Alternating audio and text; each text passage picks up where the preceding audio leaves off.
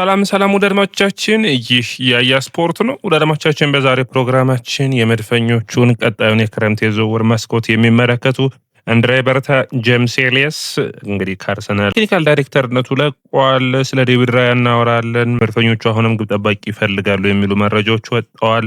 የራፋኤል ሊያኦ ጉዳይ፣ የአንቶኒ ጎርደን እንዲሁም ደግሞ የቶናሊ ኤሌት አንደርሰን እነዚህን ሁሉ የምናነሳ ይሆናል። መድፈኞቹ በክረምት የዝውውር መስኮት ስብስባቸውን የማሻሻል ፍላጎት አላቸው።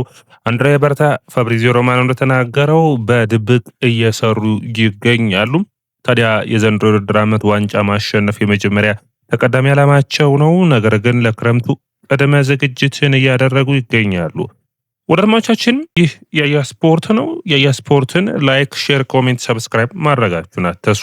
እንግዲህ ቡድኖች ለክረምት የዝውውር መስኮት ሲያስቡ ቀድመው ዝግጅቶችን ያደርጋሉ። ታዲያ አርሰናል አንዱ ያደረገው የቴክኒካል ዳይሬክተሩን ጄምስ ኤሊየስን አምና እንግዲህ ቴክኒካል ዳይሬክተሩ ነው በአንድሬ በርታ እንዲያግዝ ነበር ወደ ስብስቡ። ነገር ግን ይህ ሰው ለቋል። አሁን አርሰናል እንግዲህ በቴክኒካል ዳይሬክተር በኩል አዲስ ሰው ለመቅጠር ንግግሮችን እያደረገ ይገኛል። ይህ ደግሞ ተመራጭ የሆነው የቀድሞው የቼልሲ የአካዳሚ ኃላፊ የነበረው ጂም ፍሬዘር ነው። ጂም ፍሬዘር እንግዲህ ቼልሲ በ2021 የአውሮፓ ቻምፒዮንስ ሊግን ሲያነሳ ከነበሩት የስብስቡ አባላት የነታሚ አብርሃም፣ ሜሰን ማውንት ማርክ ጉሂ እያልን መጥቀስ ምንችላቸው የቼልሲ ውጤታማው የነበረው የኮባም ስብስብን በሚገባ መልምሎ ያሰባሰበ ሰው ነበር ጂም ፍሬዘር። ታዲያ አሁን የአርሰናል የምልመላ ክፍል የሚቀላቀል ሰው ይሆናል። ማውሪዚዮ ሚቼሊ የሚረሳ አይደለም፣ ከናፖሊ መድፈኞቹን የተቀላቀለው። ስለዚህ አንድሬ በርታ ስብስቡን በሚገባ እያጠናከረ ይገኛል። እንግዲህ አርሰናል በሚቀጥሉት ጊዜያቶች ትልልቅ ዝውውሮችን ማድረግ ብቻ ሳይሆን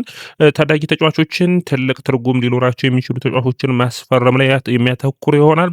ከነዚያ ውስጥ እንግዲህ ስብስብ ውስጥ አሁንም የማያሮን ሰለሞን፣ ሁለቱ ፖንቲየሮ ቤተሰቦች አሉ የሚመጡት ሆገልና እንዲሁም ፖንቲየሮ በጣም የሚጠበቁ ናቸው። ከአየርላንድ የሚመጣ ተጠባቂ አንድ ታዳጊ ያለ ወደ 2 ሚሊዮን ፓውንድ የመጣበት ባለፈው ጥሩ ዝውውሮችን ያደረጉባቸው አሉ ከአየርላንድ። አሁንም ሌላኛውን ሞኒን አስፈርመዋል። ጥሩ ፐርፎርማንሱን እያሳየ ነው። ማክስ ዳውንማን ከጉዳቱ ተመልሶ ጥሩ ብቃቱን አሳይተዋል። እነዚህን ተጫዋቾች ማሳደግ አንዱ የዚህ የምልመላ ክፍል ኃላፊዎች ስራ ነው የሚሆነው። ከዛ ውጭ ደግሞ እንደ ሚሼሊ አይነት ከሆኑ ደግሞ በመላው አውሮፓ ጥሩ ብቃት ያላቸው ማደግ የሚችሉ በፕሪሚየር ሊጉ ተፎካካሪ የሚሆኑ ተጫዋቾችን ለማምጣት በሚገባ መድፈኞቹ የሚሰሩ ይሆናል። ወደ አድማጮቻችን እንግዲህ አርሰናል በክረምት የዝውውር መስኮት አንዱ ሊያደርገው የሚችለው ኬፓ ስብስቡን ሊለቅ የሚችልበት እድል ይጠበቃል። ነገር ግን በኔ እይታ አንድ ዓመት ቢቆይ ጥሩ ነው። ኬፓ አሁንም ስብስቡን በሚገባ ያገዘ ይገኛል። ታዲያ ኬፓ ሪዘበላጋ ስብስቡን ሊለቅ የሚችልበትና ወደ ኮሞ ሊያቀና ይችላል የሚሉ መረጃዎች አሉ። እንግዲህ አርሰናል በዴቪድ ራያ ሙሉ ብቃት በጣም ደስተኛ ናቸው። 13 ክሊንሺቶችን ያስመዝግበዋል። በጣም ወጥ የሆነ ፐርፎርማንሱን እያሳየ ይገኛል። ባለፈው ጊዜያቶች እንግዲህ ጆዋን ጋርሲያን ለማስፈረም ሞክረው ወደ ባርሴሎና እንደሄደ ይታወቃል። ታዲያ ይህንን ተጫዋች ለመተካት አሁን ከአትላንታ ማርኮ ካራሚስቼሊን ለማስፈረም እየሞከሩ ነው። የ24 ዓመት እስከ 28 የሚቆይ ኮንትራት ያለው 40 ሚሊዮን ፓውንድ ዋጋ ያወጣል ተብሎ የተገመተ ነው። ታዲያ እንግዲህ መድፈኞቹ ንግግሮችን ያድርገዋል ከዚህ ሰው ጋር። ነገር ግን አሁንም ቢሆን ለአርሰናል ስቶፒንግ ላይ ወይም ደግሞ ኳሶችን ማቆም ላይ እንዲሁም ደግሞ ማስቀረት ላይ ዴቪድ ራያ በሚቀጥሉት ጨዋታዎች ውስጥ የዚህ ተጫዋች ፐርፎርማንስ በጣም ወሳኝ ሆኖ መነሳት የሚጠበቅበት ነው የሚሆነው። እንደ ስብስብ አርሰናል ዴቪድ ራያን እንግዲህ በባለፉት ጊዜያቶች ደሞዙ እስከ 2028 ኮንትራት ቢፈርምም ደሞዙ ግን እስካሁን ተሻሽሎለታል አዲሱ ኮንትራት ላይ። ነገር ግን የኮንትራት ማደሻን አላከናወንም እና ለመድፈኞቹ ይህ ሁኔታ አስቸጋሪ አድርጎባቸዋል። ነገር ግን ንግግሮቹ እንደቀጠሉ ናቸው። እንግዲህ ውሳኔዎቹ የሚጠበቁ ይሆናሉ። ወደ አድማጮቻችን ሌላኛው እንግዲህ መነሳት የሚጠበቅበት ነጥብ አርሰናልን በሚመለከት ሳሚዲን ይዞት የወጣው መረጃ ነው። እንግዲህ መድፈኞቹ በ2024 21 ሚሊዮን ፓውንድ ብቻ ነው የተጣራ ዋጋን ያወጡት። በዚህ በቀጣዩ በ2025 ግን ብዙ ተጫዋቾችን ስላልሸጡ በ2025 ባለፈው ክረምት ማለት ነው ዋጋው ከፍ ያለ ይሆናል ለዝውውር ያወጡት ገንዘብ። ታዲያ በዚህ ክረምት አንዱ የሚጠበቀው አርሰናል ውስጥ ዋና ተጫዋች ያልሆኑ ተጫዋቾችን በደህና ገንዘብ ዋጋ አርሰናል ባለፉት ዓመታቶች የነበረበትን የሽያጭ ችግሮች መቅረፍ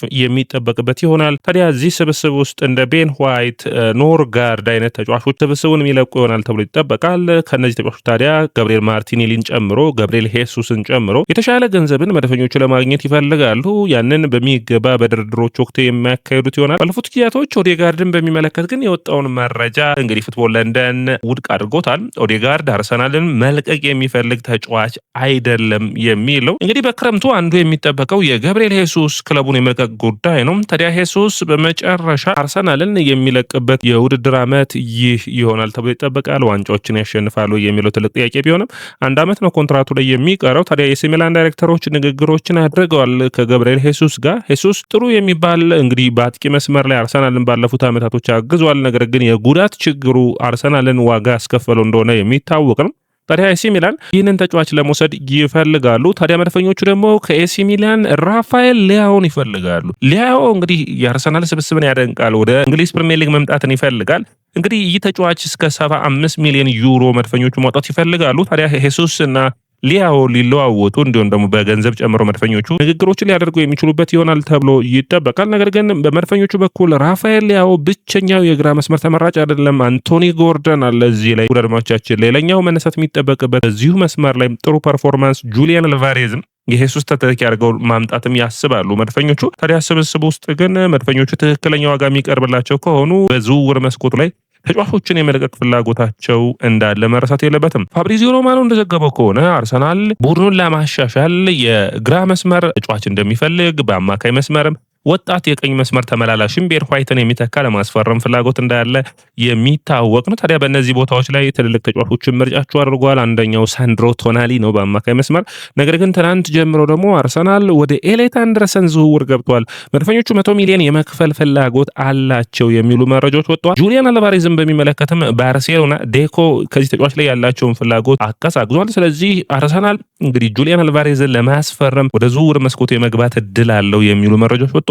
እንግዲህ ሄሱስን የሚተካ ይሆናል ጁሊያን አልቫሬዝ። የአልቫሬዝ መምጣት በመስመር በኩል ራፋኤል ሊያኦን ደግሞ የሚያገኙ ከሆነ መድፈኞቹ እንግዲህ የተሻለ የዝውውር መስኮቶችን ከኤሌት አንደርሰን እንዲሁም በቀይ መስመር ደግሞ የተሻለ የመስመር ተጫዋቾችን የሚያገኙ ከሆነ በዝውውር መስኮቱ ላይ የተሻሉ ተጫዋቾችን ማስፈረም እንዲሁም ደግሞ የተሻለ አርሰናልን እየገነቡ መሄድ የሚጠበቅ ነው የሚሆነው። አርሰናል እንግዲህ በቻምፒዮንስ ሊጉ ምርጥ ድርድር እንደገጠመው ይታወቃል። ባየር ሌቨርኩሰንም በደርሶ መልስ የሚገጥም ይሆናል።